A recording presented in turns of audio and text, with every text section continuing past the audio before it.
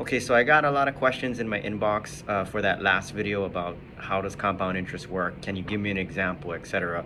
So if you take a look at something like this, you're gonna notice that you can get any amortization schedule printed online. Usually though, you'll get one in your closing documents. For first-time home buyers, it's hard because usually you don't get your closing documents to the end, so how would you know, right? So you can go online, Google amortization schedule, ask your loan officer about the amortization schedule, and the printout will be pretty mind-blowing. So on this example, for this amortization schedule, we have a $600,000 loan amount on a 30-year term, and this is based off 5%. And you would think in today's day, 5% is a pretty good rate. The problem is when you actually look at the breakdown for this example, your principal and interest is $32.21 a month, as you can see right here. And over the course of the loan, you're going to pay about $1.1 million, as you can see. So you borrow 600, you pay almost double in 30 years. And a lot of times what people will say is, well, you know what, I'll just refinance, right? I'll just refinance when the rates go down. Maybe in a year, rates go down and I'll refinance. So we take a look at something like that, and the crazy thing is, if you look at 1 year, right? So if you had this loan for 1 year, at the end of 1 year, when you look at the bottom, it says $591,147 for your balance.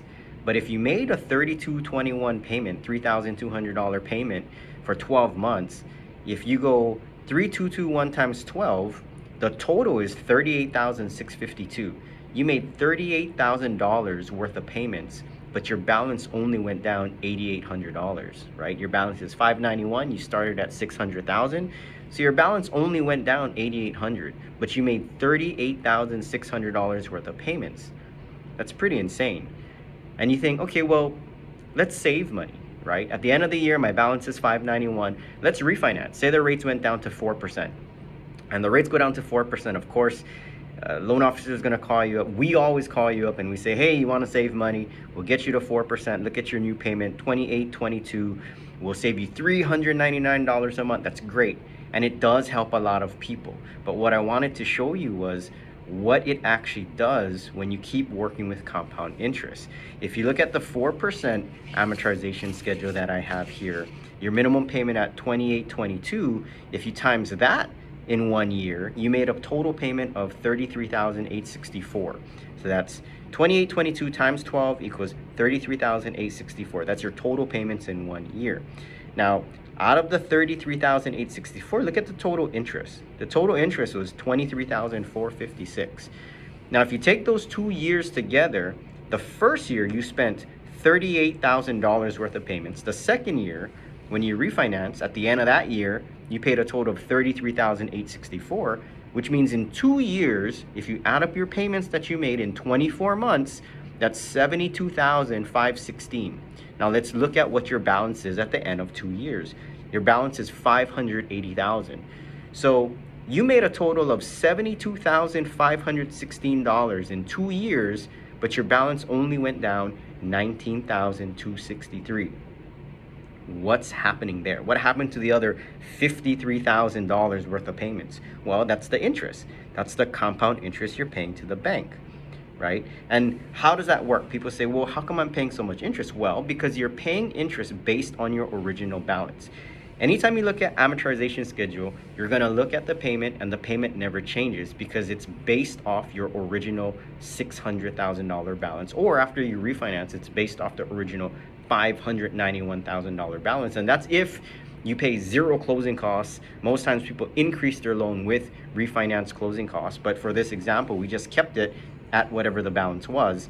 So you're going to pay all that compound interest to the bank based on that original loan balance. Your payment never gets lower, never changes, right? Unless you refinance, which basically in this scenario, you re-extended back to a 30-year loan, paid a total of $72,000, but only $19,000 went to principal. Now, why is that important? Well, not all interest rates are created equal. In the last video, I talked about compound interest versus simple interest. Simple interest is based on your current loan balance. So imagine now, your payment is no longer based on that original loan balance. You're paying interest every single month based on your updated loan balance. Now, Imagine every time you make a payment, what happens? Your balance goes down, which means what happens? Your payment goes down, which means the interest was a little less. As your loan gets paid down, you pay less total interest, right? You pay less total interest because it's based on your updated loan balance. So the question is, was this part of your game plan when you first started buying your home? Or if you're looking to buy a home, is this part of your game plan? Understanding how your loan works and understanding that you probably want to get out of compound interest. And for some people, it's going to take longer than others because of the way you start, whether you start with a higher loan to value, which means you have minimal down payment. It does take time, but having the correct game plan and understanding how to get into simple interest and get out of compound interest is very, very important because it's going to help you get out of debt and pay off your loan as fast as possible.